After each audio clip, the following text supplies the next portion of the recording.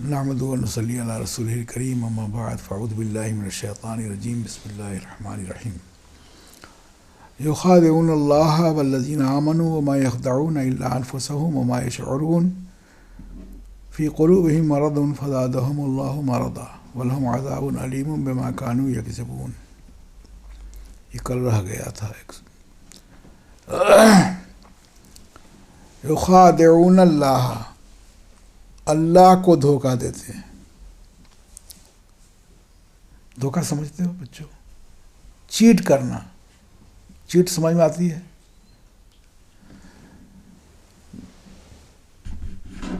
اس کو جھوٹ بولنا تو نہیں کہتے، لیکن اس چیز کو دھوکہ کہتے ہیں. ان کے دھوکے کا جو ذکر ہے کہ وہ ظاہر کرنا جو دل میں، وہ نہ ظاہر کرنا جو دل میں ہے، اور وہ ظاہر کرنا جو صرف زبان سے ہے. یہ چیز دوسری ہے کہ ایمان کا اظہار زبان سے کرتے ہیں اور دل سے اس کا اقرار نہیں کرتے. پارٹ ٹائم مسجد میں پڑھایا گیا ہوگا اقرار باللسان و تصدیق بالقلب. زبان سے ایمان کے لیے زبان سے اقرار کرنا،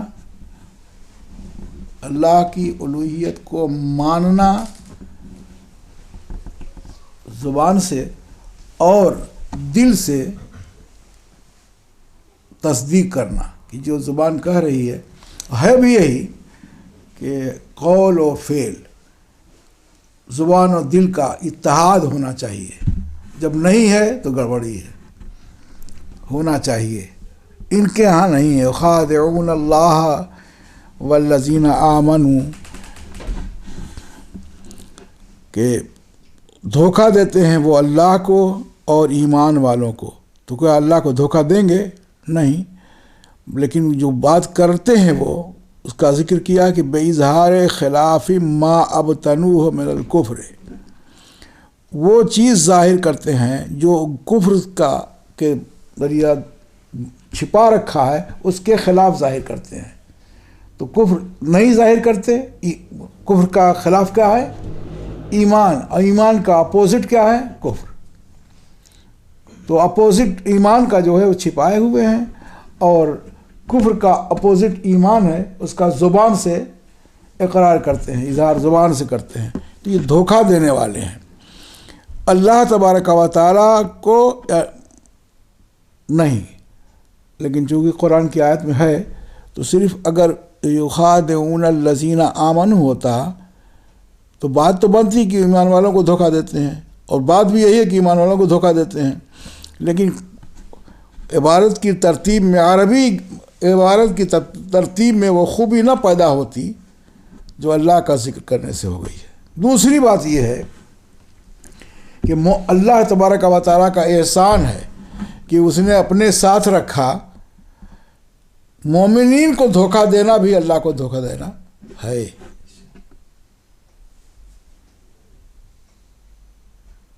بہت سمجھ بوجھ کے فیصلے کرنے چاہیے.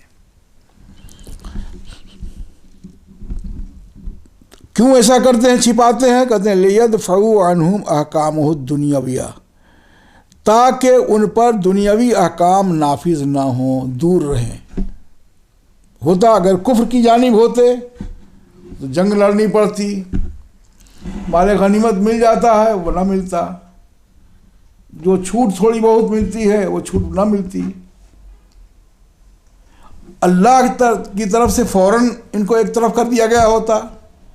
اس میں مصلحت تھی. مصلحت یہ تھی کہ یہ 10 مثال کے طور پر کافر تھے، یہ جاتے تو جماعت اور بناتے، یہ بیچ میں رہیں. مہلت دی، مہلت دینے میں چھوٹ دی، موقع دیا، صرف اس لیے کہ ممکن ہے دل نرم ہو اور ان میں کا کوئی مومن ہو جائے، ایمان لائے، اور کچھ نہیں تو بیچ میں رہیں گے. وہ ان کو اپنا نہیں سمجھیں گے، یہ بھی اپنا نہیں سمجھیں گے. جب کہ یہ اعلان کر دیا ہے، جب تک چھپا ہوا تھا مومنین کو اپنا مومن سمجھتے تھے ظاہری اعتبار سے، اسی لیے یہ نماز میں بھی شریک ہوتے تھے، جہاد تک جاتے تھے، غنیمت تک لیتے تھے۔ یہ ہے آج کی اس آیت کریمہ کا پورا ماحصل، تاکہ ان سے دنیوی احکام دور رہیں۔ اب وما یخدعون الا انفسہم، اور سچی بات یہ ہے کہ نقصان ان کا ہے، نہیں دھوکہ دیتے ہیں وہ مگر اپنے ہی کو، اپنے نفس کو، یعنی خود کو دھوکہ دے رہے ہیں، خود دھوکے میں ہیں۔ کیوں؟ اس لیے کہ لأن وبال خداعہم راجعون الیہم، دھوکے کا وبال، دھوکے کی مصیبت، دھوکے کی جزا لوٹنے والی ہے، بدلہ لوٹنے والا انہی کی طرف۔ ایسا تو نہیں ہوگا کہ ہم نماز نہ پڑھیں سزا تم کو ملے، جو نہیں پڑھے گا اس کو سزا ملے گی نا، پوچھ گچھ اس سے ہوگا جو خلاف ورزی کرے گا۔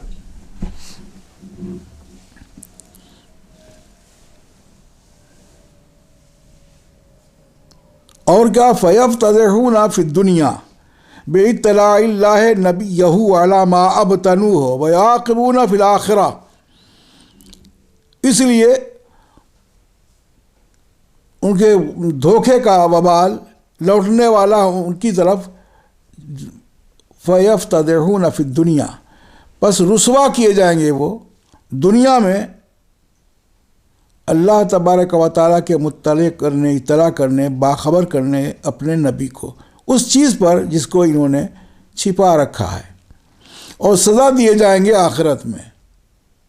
دنیا میں رسوائی ہوئی منافقین کی، ہاں، جب تک جی چاہا، اور مرضی و مشیت اللہ تبارک و تعالیٰ کی تھی، ان کا اعلان نہیں کیا گیا۔ اس کے بعد یہ بہت حرکتیں کرتے رہے۔ ایک جنگ کے موقع پر حضور صلی اللہ علیہ وسلم سے اچانک یہ کہنا شروع کر دیا، او ہم سب کے سب تو چلے آئے ہیں یا رسول اللہ صلی اللہ علیہ وسلم، ہم سب چلے آئے ہیں جنگ میں، اور گھر میں صرف عورتیں رہ گئی ہیں، کہیں دشمن موقع پا کر ادھر رخ نہ کر لے تو بڑا نقصان ہوگا، تو ہمیں اجازت دیجئے ہم وہاں جا کے دیکھیں۔ تو اس میں بہت بڑی تعداد کو آقا صلی اللہ علیہ وسلم نے اجازت دے دی، اور یہ سب چلے گئے۔ اس وقت مشیت الہی نہیں تھی، اللہ کی منشا وہاں یہ تھا کہ نہیں اجازت دی نہ جائے، اور نہ چھٹی دی جائے گی تو یہ پھر بھی جائیں گے۔ تو جانے کی کا علم اللہ تبارک و تعالیٰ کو، اور حضور صلی اللہ علیہ وسلم نے اپنے اختیار کا استعمال کیا۔ جو سربراہ ہوتا ہے آرمی کا، کمانڈر ان چیف، جس کو چاہے چھٹی دے دے، چھٹی دے دیا تھا، لیکن مشیت الہی کچھ اور تھی، فوراً آیت کریمہ نازل ہوئی، عفاک اللہ عنک لما اذنت لهم حتی تعلم الذین صدقوا ویعلم الکاذبین، غالباً یہی آیت کریمہ ہے۔ عفاک اللہ عنک، اے محبوب آپ کو اللہ معاف کرے۔ اس میں حضور صلی اللہ علیہ وسلم کی عظمت دیکھیے۔ ہم سے غلطی ہو، ہم کو ہاتھ اٹھانا پڑتا ہے نا کہ اللہ معاف کر دے۔ آپ کسی کو کچھ کہہ دیتے ہیں تو انگلش زبان میں کیا کہتے ہیں؟ بولتے ہیں نا، وہ چپ ہو جاتا ہے۔ تو ہاتھ اٹھا کے دعا مانگنا، اور دعا مانگ کے اپنی غلطیوں کا اعتراف کرنا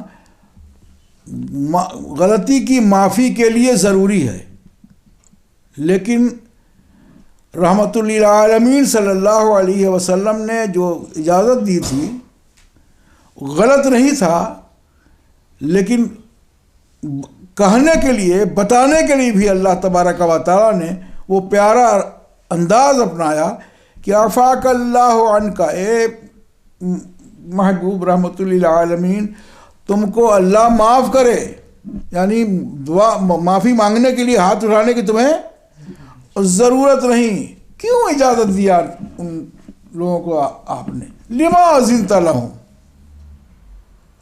آیت کا یہ ہونا چاہیے تھا، لما اذنت لہم، چاہے معافی کا مجدہ سنایا جاتا، لیکن پہلے یہ ہوتا کہ لما اذنت لہم، اے محبوب کیوں اجازت دے دی؟ عفاک اللہ عنک، اللہ معاف کرے آپ کو، یا میں معاف کرتا ہوں، لیکن آپ نے کیوں اجازت دی تھی؟ اتنا بوجھ بھی اللہ تبارک و تعالیٰ نے حضور صلی اللہ علیہ وسلم کے دل پر پسند نہ فرما کے پہلے کہا عفاک اللہ عنک، اللہ آپ کو معاف کرے، لما اذنت لہم، آپ نے کیوں؟ اب وہ بوجھ، وہ تلخی، وہ توبیخ، وہ ڈرانا، اس طرح کا کوئی معمولی سا بھی شائبہ نہیں رہ گیا، معمولی سا بھی حصہ نہیں دیکھنے کو ملے گا، اور نہ بوجھ بننے والی بات ہوگی اب اللہ معاف کرے۔ آپ کو ایسا نہیں کرنا چاہیے تھا۔ عفاک اللہ عنک لما اذنت لہم، اللہ معاف کرے آپ کو، کیوں آپ نے ایسا ان کی اجازت دے دی؟ رکے رہنا چاہیے تھا، حتی تعلم الذین صدقوا، ہاں یتبین الذین صدقوا، یہاں تک کہ واضح ہو جاتا وہ جو سچے ہیں، ویعلم الکاذبین، وتعلم الکاذبین، اور جھوٹے سامنے آتے، جھوٹے کا بھی پتہ چل جاتا، سچے کا بھی پتہ چل جاتا، جانے والے تھے ہی۔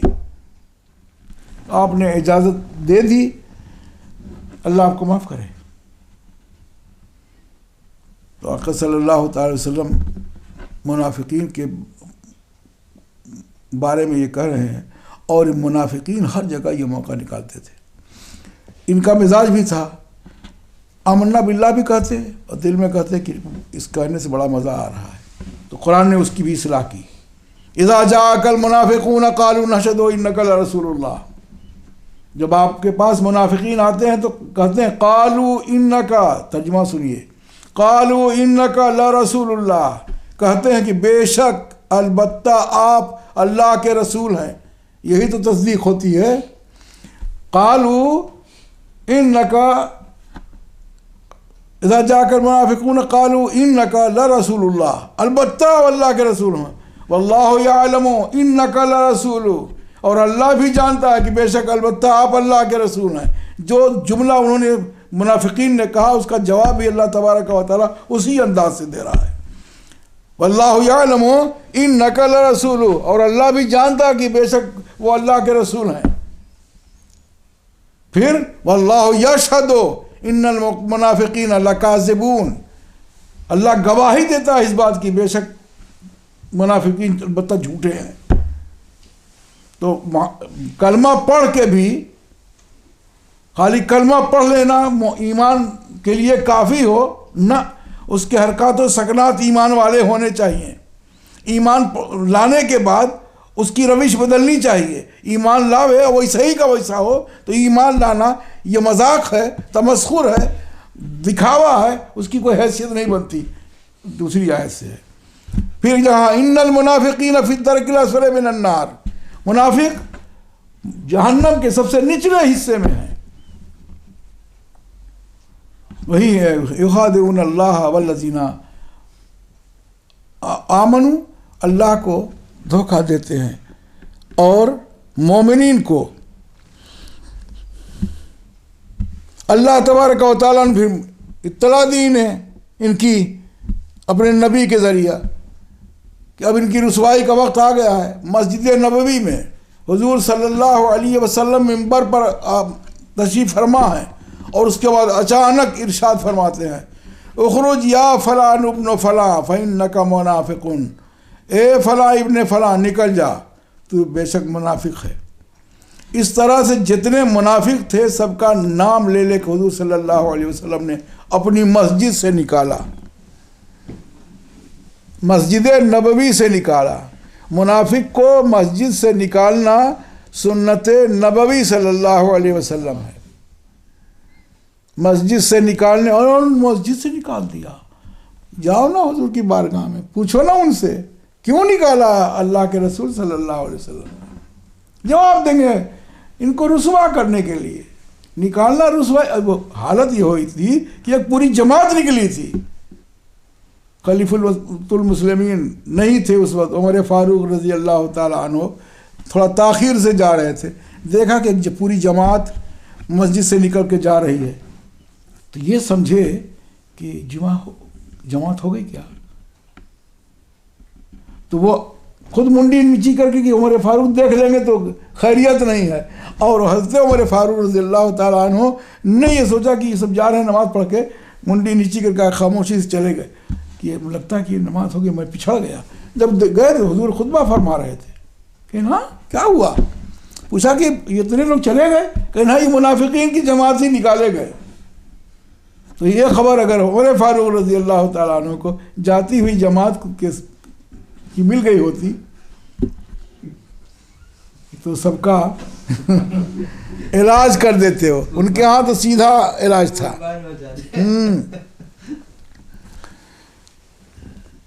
تو مسجد نبوی شریف سے نکالے گئے، حضور صلی اللہ علیہ وسلم نے نکالا تو فیفتضحون، بس رسوا ہوئے وہ لوگ دنیا میں اللہ کے مطلع کر دینے سے، اپنے نبی کو اس چیز پر مطلع کر دینے سے جو انہوں نے چھپا رکھا تھا. یعنی کفر کو چھپا رکھا تھا، کفر کو واضح کر دیا. یہ مومن میں نہیں ہے. ان کا رہنا ہمارے ساتھ صرف اس لیے تھا، ادھر کی بات پہنچاتے تھے ادھر.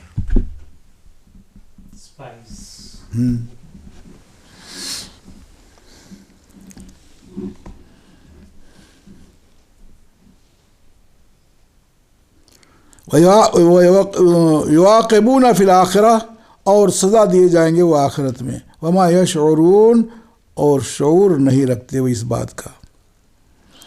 یہ ایسا کیوں ہے؟ اللہ کا نام وہاں تو دوسری وضاحت اور ہے کہ وہاں مراد النبی صلی اللہ علیہ وسلم ہے. یخادعون النبی والذین آمنوا، مفہوم ہے کہ اس بات پر کہ رسول کا صلی اللہ علیہ وسلم کا معاملہ اللہ کا معاملہ ہے. حضور جو کچھ کرتے ہیں وہ اللہ کے حکم سے کرتے ہیں. ان کا کرنا، ان کی پیروی کرنا اللہ کی بندگی ہے، اللہ کی عبادت ہے. من یطیع الرسول فقد اطاع اللہ، جو اللہ کے رسول کی اطاعت کرے گا تحقیق کی اس نے اللہ کی اطاعت کی. رسول صلی اللہ علیہ وسلم کی پیروی اللہ کی اطاعت و فرما برداری ہے. تو معاملۃ الرسول معاملۃ اللہ من حیث انہ خلیفتہ فی ارضہ، اس وجہ سے کہ بے شک حضور صلی اللہ علیہ وسلم اللہ کے خلیفہ ہیں، نائب ہیں زمین میں. اور بات حکم دینے والے، بولنے والے، لفظ ترجمہ کر دوں کہ وَالنَّاطِقُ عَنْهُ، اس کی طرف سے بولنے والے ہیں اس کے اوامر کے بارے میں کہ اللہ کے احکامات کیا کیا، کن چیزوں کو کرنا چاہیے. ہم سب لوگوں کو جو مسلمان ہیں ان کو بیسکلی اتنا جاننا چاہیے کہ کون کون سی چیز ہم کو کہنا چاہیے اور کون سا جملہ زبان سے نکالنا چاہیے، کس حکم پر ہمیں عمل کرنا چاہیے. اتنی جانکاری ہمارے لیے ضروری ہوتی ہے. اسی کی طرف اشارہ ہے طلب العلم فریضۃ علی کل مسلم و مسلمہ. علم دین کا سیکھنا، اتنا سب کو مفتی بننا، محقق بننا ضروری نہیں ہے. علم دین کا سیکھنا اتنا فرض ہے جتنا ہماری عبادات میں، ریاضات میں اور ایمان کے تحفظ میں ضروری ہے. علم کا سیکھنا ہر مسلمان مرد اور ہر مسلمان عورت پر فرض ہے. جس نے نہیں سیکھا اس کو سیکھنا چاہیے. نہ سیکھنا اور یہ کہنا کہ ہم نے سیکھا نہیں یا ہم کو آتا نہیں، یہ عند اللہ جرم ہے. مثال کے طور پر ہم نماز پڑھ رہے ہیں اور تشہد کے وقت بیٹھ گئے، انگلی اٹھائی اشہد ان لا الہ الا اللہ اشہد ان محمد عبدہ ورسولہ، اور کھولا اور اللہم صلی علی محمد کہا. اس کے بعد یاد آیا، ہم کھڑے ہو گئے. کیا کرنا چاہیے ہم کو؟ اب اس کو جاننا چاہیے سب کو. کیا کرنا چاہیے؟ واجب تھا محمد عبدہ ورسولہ کے فوراً بعد کھڑا ہونا، یہ واجب تھا. ترک واجب پر سجدہ سہو ہے، عمدن تو نماز نہیں ہوگی، بھول کے تو سجدہ سہو۔ یاد رکھیے، جان بوجھ کے اگر آپ بیٹھے رہ گئے تو نماز ہوگی ہی نہیں، اس لیے کہ واجب کا جان بوجھ کے ترک کرنا نماز کو فاسد کر دیتا ہے، نماز ہوتی ہی نہیں۔ فاسد وانا اسے اور آسان اردو بولوں تو نماز فاسد ہو جاتی ہے، اور بھول کے بیٹھ جانا اور اتنے ہی پڑھنا ہے، مطلب اتنی تاخیر کرنا کہ اتنے میں اللہم صلی علی محمد پڑھا جائے، پڑھنا ضروری نہیں ہے، یہ تاخیر بھی سجدہ سہو واجب کرتی ہے۔ اگر ایک سجدہ چھوٹ جائے تو بھول کے ایک کا سجدہ کیا دوسرا سجدہ نہیں کیا اور پھر یاد آیا ہی نہیں، تب سجدہ رکن ہے، فرض ہے، واجب نہیں ہے، کیا ہے؟ فرض ہے، اس کو کہیں ہونا چاہیے، نہیں ہو سکا تو نماز نہیں ہوگی۔ ایک گنجائش ہے، غالباً فقہاء نے لکھا ہے کہ اگر آخری رکعت میں 3 سجدے کر لے تو نماز ہو جائے گی، سجدہ سہو ضروری ہے۔ لیکن میرا کہنا یہ ہے، جسے اور فقہاء نے کہا کہ اس فرض کے ترک پر نماز ہوتی ہی نہیں، اس کا علاج سجدہ سہو سے نہیں ہے۔ کتابوں میں دونوں ہے کہ اگر یاد پڑے یہ بھی جانکاری ہوگی تب تو طلب العلم فریضۃ علی کل مسلم و مسلمہ، نہ جانتے ہیں سیکھیے۔ اب بوڑھے ہو گئے کاہے کو سیکھیں، اب کیا رہ گیا؟ جی نہیں، ابھی بہت رہ گیا۔ زندگی کا آخری لمحہ بھی ہو تو اس وقت تو عبادت صحیح ہوگی، ضرورت ہے نا، اس لیے سیکھنا ہے۔ اتنا سیکھنا چاہیے حرام کیا ہے، حلال کیا ہے، ہم پر فرض کیا ہے، ہم کو کیا کرنا چاہیے، ہم کس چیز کے کرنے سے ثواب کے مستحق ہیں، کس چیز کے کرنے سے سزا کے مستحق ہیں، کس چیز کا نہ کرنا ضروری ہے، کس چیز کا کرنا ضروری ہے۔ اسی کی تو اطلاع ہے کہ بولنے والا ہوتا ہے رسول اللہ کی طرف سے، اس کے اوامر کے بارے میں اور اس کے نواہی کے بارے میں، اس کے کرنے کے، اس کے حکم کے بارے میں اور اس کے منع کرنے کے بارے میں بیان کرنے والا ہوتا ہے۔ بلکہ اور صاف کیا جائے، آتا ہے نبی تو وہ چیز جو نہیں کرنی چاہیے اس کو لازمی طور سے بتاتا ہے، حرام بتانے کے لیے آتا ہے، ناجائز بتانے کے لیے آتا ہے، جائز تو پیدائشی جائز ہے، تو سکھاتا ہے، پریکٹیکلی سکھانے کے لیے۔ کتاب دیکھ کے کوئی نہ آج تک انجینئر بنا ہے نہ کوئی ڈاکٹر، ضرورت پڑتی ہے گائیڈ کی، اور گائیڈ ضروری اس لیے ہے کہ وہ آپ کی غلط روی سے، غلط چلنے سے روکے گا کہ نہیں یہ قدم مت اٹھاؤ، یہ غلط ہے تمہارے لیے۔ اس کام کے لیے ہمارے پر کتنا بڑا احسان عظیم ہے اللہ تبارک و تعالیٰ کا کہ ہر زمانے میں نبی بھیجا، اور نبی لوگوں کی اصلاح کے لیے آتے تھے، ان کی عبادتیں ان کے لیے کافی تھیں، وہ خود معصوم ہوا کرتے تھے، لیکن کر کے دکھانا، مشقتیں اٹھانا، آپ کے ساتھ جنگ میں شریک ہونا، یہ ساری خوبیاں ان کے ساتھ ہوا کرتی تھی۔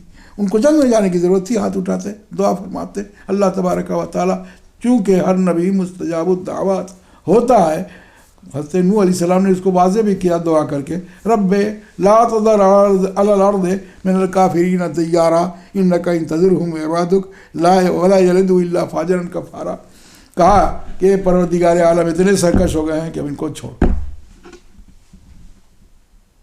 ان کو مت چھوڑ، اور یہ پیدا ہوں گے تو فاسق و فاجر ہی پیدا ہوں گے، زمین پر مت چھوڑ، ختم کر دے، اور یہ پیدا ہوں گے، ولا یلدوا الا، حد کر دی حضرت نوح علیہ السلام نے، لیکن اللہ تبارک و تعالیٰ نے دعا قبول کر لی، اسی لیے ان کو آدم ثانی کہتے ہیں۔ حضرت آدم سے حضرت نوح کے درمیان جتنی مخلوق پیدا ہو چکی تھی، ان کے ساتھ ہی سب کو دعا کر کے پھر سے لوگ پھیلے، تو حضرت نوح علیہ السلام ایسی دعا کر رہے ہیں، اللہ تبارک و تعالیٰ قبول فرما رہا ہے. تو نبی مستجاب الدعوات ہوتا، ہاتھ اٹھائے گا تو اس کا ہاتھ اٹھانا بیکار نہیں جاتا. لیکن احسان عظیم ہے پروردگار عالم کا کہ آپ کی رہنمائی کے لیے آپ غلط مت چلیے، اس کے لیے انبیاء کرام کو بھیجتا رہا. یہ راستہ بند ہو گیا تو دوسری ترکیب کر دی. صحابہ کی اتنی بڑی جماعت چھوڑ کے گیا اللہ کے رسول صلی اللہ علیہ وسلم کہ وہ بتاتے رہے کہ آقا سوتے کیسے تھے. یاد رکھیے بات آئی، ان بچوں کو بھی ذہن میں رکھنا چاہیے آپ لوگوں سب کو. کوئی تاریخ آج تک نہیں ایسی مرتب ہوئی جیسی تاریخ ہسٹری صحابہ کرام نے پیش کی ہے. کسی اچھے سے اچھا کا ایک آدمی صلاح دو آپ کہ جس کے بارے میں بچپنا بھی اس کا، جوانی بھی اس کی، اس کا سونا، اس کا بیٹھنا، اس کی بھویں، اس کی مونچھ، اس کے بال، یہ ساری چیزیں بیان کی گئی ہوں، اور وہ بھی 63 سالہ زندگی کی. ایک آدمی ڈھونڈ کے سوائے حضور صلی اللہ علیہ وسلم کے. اور یہ سب کچھ مہربانی ہے ہم سب پر صحابہ کرام کی. آقا کیسے سوتے تھے معلوم ہے؟ سوتے تھے کیسے تھے؟ بیڈ پر داہنے جانب سے جاتے تھے. بیڈ یوں ہے تو ادھر سے، اور داہنی ہی کروٹ لیٹتے تھے. ہمارے کلمہ پڑھنے والے بہت سارے لوگوں کو نہیں معلوم ہے. پیر پھیلا کے سوتے تھے؟ نہیں، محمد صلی اللہ علیہ وسلم کی سلائی سوتے تھے. اس دائنے ہاتھ کو یوں کرتے، سر اس پر رکھ دیتے، تھوڑا سکڑ جاتے تو یہ میم بن جاتا. یہ ایسے لیٹنے پر گھما کے ہے بنتا، اور کولہا میم بنتا، اور مڑ کے دال بنتا. محمد صلی اللہ علیہ وسلم کی سلائی سوتے. داہنی کروٹ، ضرورت ہوتی تو بائیں کروٹ جاتے، ورنہ پہلے سوتے وقت ایک حکمت بھی بتاؤں حضور کے سونے کی وجہ سے. جب آپ داہنی کروٹ سوئیں گے بے خبری کی نیند نہیں آئے گی. گھوڑا بیچ کے نہیں سوئیں گے آپ. کیوں؟ جب داہنی کروٹ لیٹیں گے دل ادھر ہے، لٹکا رہے گا، اور جب لٹکا رہے گا تو ہلکی سی آواز پہ اٹھ جائیں گے. اور بائیں کروٹ لیٹیں گے آپ تو دل جا کے چپک جائے گا، اور چپک جائے گا تو بے خبری کی نیند آئے گی. اس سے نجات بھی ہے اگر داہنی کروٹ کی عادت پڑا لے کوئی. تو حضور صلی اللہ علیہ وسلم کا سونا، ان کا جاگنا، جاگنے کے بعد کیا پڑھنا، یہ سب صحابہ کرام کا احسان عظیم ہے. ان حضرات نے سب بیان کیا کس طرح گھر میں رہتے تھے، اور جب گھر کی کچھ چیزیں اندر ایسی تھیں جو نہ بیان کی جا سکتی تو حضرت عائشہ صدیقہ، ان پر ہمارے ماں باپ قربان، حضرت ام المومنین نے وہ گھریلو چیزیں بھی بیان کر دیں تاکہ عورتیں بھی بے خبر نہ رہیں. ایسی تاریخ آج تک مرتب نہیں کی گئی. تو نبی بولنے والا یعنی کہنے والا اللہ کی طرف سے اس کے اوامر کا ہوتا ہے، اس کے نواہی کا حکم جس چیز کا دیا اس کو بتانے والا ہوتا ہے، اور جس چیز سے منع کیا اس سے منع کرنے والا ہوتا ہے. کیا حرام ہے حرام بیان کر دیتا ہے، حلال اس کے اپوزٹ ہے.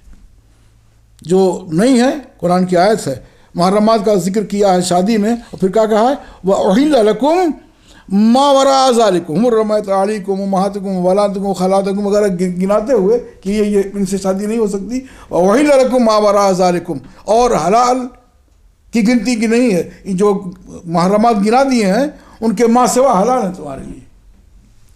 وَأُحِلَّ لَكُمْ مَا وَرَاءَ ذَلِكُمْ، اور تمہارے لیے حلال ہے ان گنی ہوئی عورتوں کے علاوہ. تو اللہ کا رسول جب بھی آتا ہے تو حرام زیادہ بیان فرماتا ہے، اس لیے کہ بے راہ روی اسی میں تھی، اس سے روکتا ہے. لیکن اوامر و نواہی کا بیان کرنے والا ہوتا ہے، اب اللہ کے بندوں کے ساتھ، اللہ کے بندوں کو بتاتا ہے. اور اس بتانے میں وفیہ رفع درجۃ النبی صلی اللہ علیہ وسلم، اس بتانے میں نبی صلی اللہ علیہ وسلم کے درجے کی بلندی ہے۔ آقا صلی اللہ علیہ وسلم نے لوگوں کو بتایا اور بتاتے رہے، اس بتانے میں ان کے مرتبے کی بلندی بھی ہے۔ مشقتیں اٹھاتے تھے۔ اب جب آپ کو نفل کے بارے میں بتایا جائے اور کہا جائے کہ آقا صلی اللہ علیہ وسلم رات کو اٹھتے تہجد پڑھنے کے لیے اتنی دیر تک پڑھتے تھے کہ کبھی کبھی پائے مبارک سوج جاتا، ورم کا جاتا، پھول جاتا، تو آپ اگر ان سے محبت کرنے والے ہیں اتنا تو نہیں پڑھیں گے، لیکن کہیں کچھ تو ہم کو کرنا چاہیے۔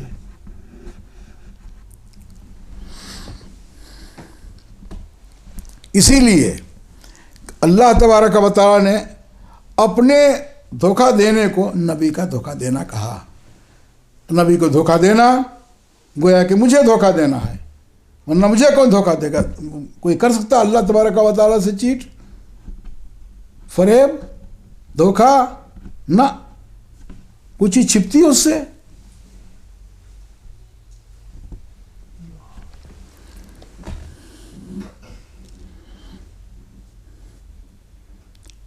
جب ایسا ہوا وَمَا يَخْدَعُونَ إِلَّا أَنفُسَهُمْ وَمَا يَشْعُرُونَ فِي قُلُوبِهِم مَرَضٌ، ان کے دلوں میں بیماری ہے، کاہے کی؟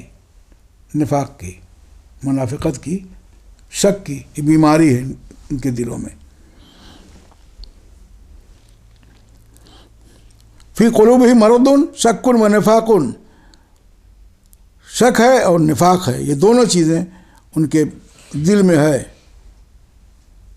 جب ہے تو دل تو مریض ہے، فَهُوَ يَمْرِضُ قُلُوبَهُمْ، وہ مریض بنائے ہوئے ان کے دلوں کو، یعنی دل کو ان کے کمزور سے کمزور بناتا چلا جا رہا ہے۔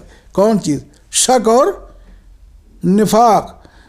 چونکہ شک و نفاق بری چیز ہے، اللہ تبارک و تعالیٰ نے اصلاح کی کوشش کرنے کے لیے نبی کو بھیجا بھی، لیکن ان کا نفاق جاتا نہیں تو فزادہم اللہ مرضا، اللہ تبارک و تعالیٰ نے بیماری کو بڑھا دیا، فزادہم، بڑھا دیا اللہ نے ان کے مرض کو۔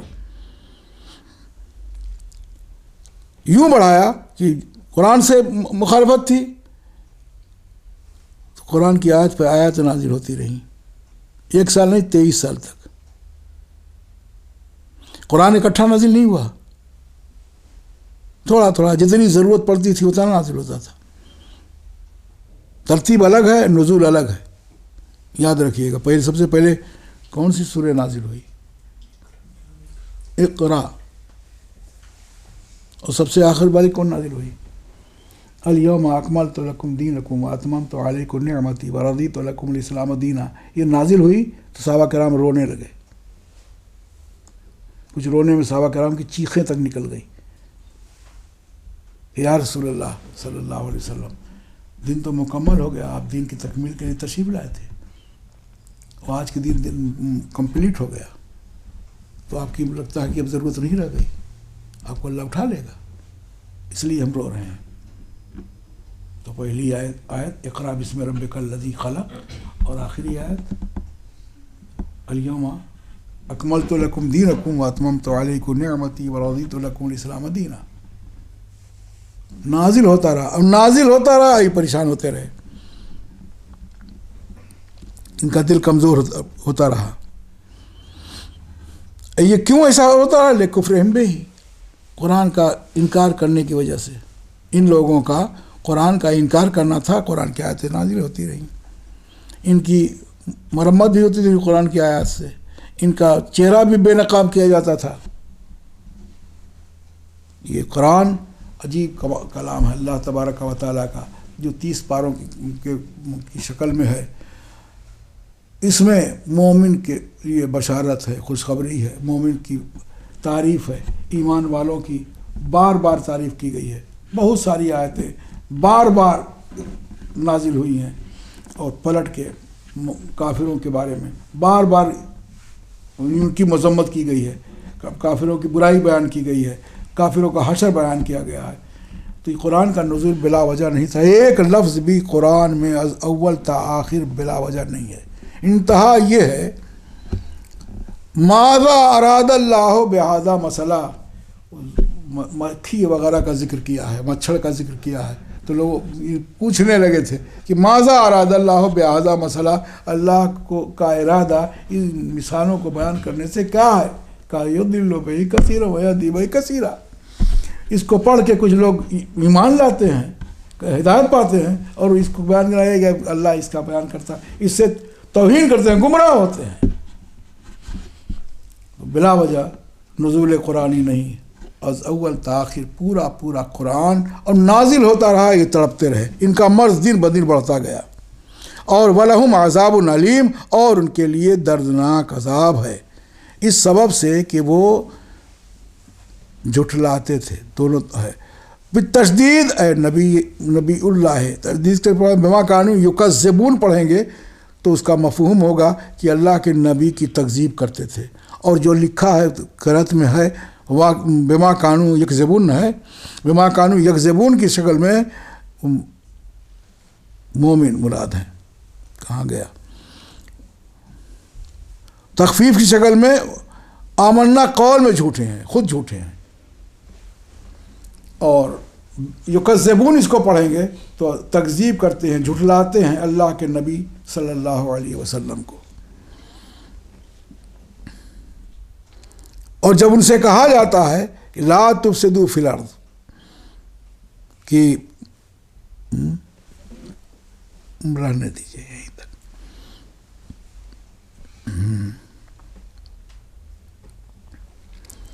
تو یہ معلوم ہو گیا کہ جھوٹ دھوکہ کیا ہے۔ ایک تعریف کی ہے کہ خدعون کے معنی کیا ہیں؟ دھوکہ دینے کے، برائی کے پہنچانے کے ارادہ پر اپنے ساتھی اپنے ارادہ کے خلاف پا کر اسے دھوکہ میں رکھ کر خود بآسانی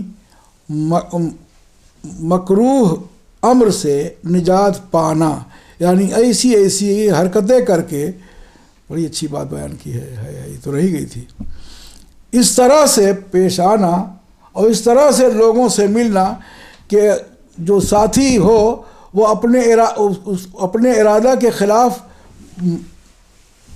پا کے کہ اسے دھوکہ میں رکھ کر، یعنی غلط فہمی میں مبتلا کر کے کہ میں تمہارا ہی آدمی ہوں، اگر چاہو تو دل کی بات بیان کر سکتے ہو، لیکن دل کی بات میں تمہاری سنی ہوئی کہیں پہنچاؤں گا نہیں، اور راز لینے کے لیے کہتا ہے۔ خدعون کے معنی یہ ہے رکھ کر خود بآسانی مکروہ امر سے، جو ناپسندیدہ بات ہے اس سے نجات پانا، یہ ہے خدعون کے معنی۔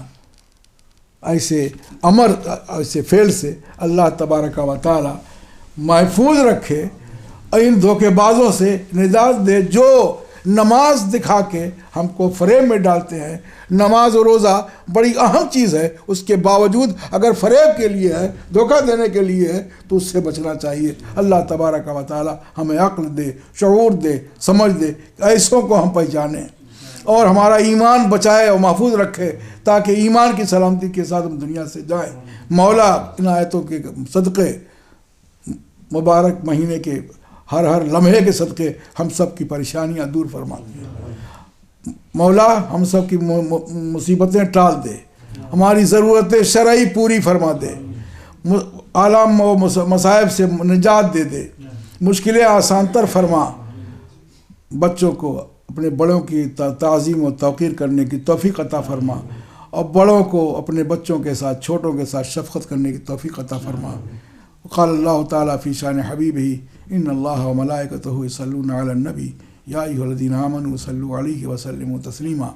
اللہم صل علی سیدنا و نبینا مولانا محمد وعلی آل سیدنا و نبینا مولانا محمد معدن الجود والکرم وبارک وسلم صلاۃ و سلام علیک یا رسول اللہ صلی اللہ علیہ وسلم۔